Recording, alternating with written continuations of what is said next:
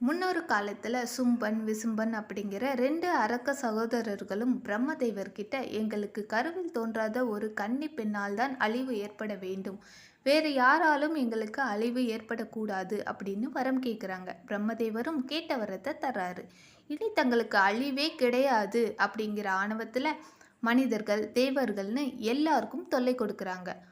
உலகமும் அரக்கர்களோட கட்டுப்பாட்டிற்கு வர இதை பார்த்த சிவபெருமான் பார்வதி தேவியின் உதவியோட சப்த கன்னிகளை உருவாக்குகிறார்.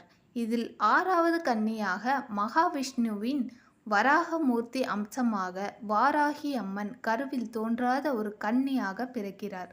சப்த கன்னியரில் மிருக முகமும் ஆக்ரோஷமாகவும் இருப்பவர் பார்வதி தேவியின் படைத்தலைவியாக இருந்து படையை வழிநடத்தி சும்பன், விசும்பன் ஆகிய 2 பேரையும் அழித்து உலகையும் மீட்டெடுக்கிறாங்க வாராகி அம்மன்.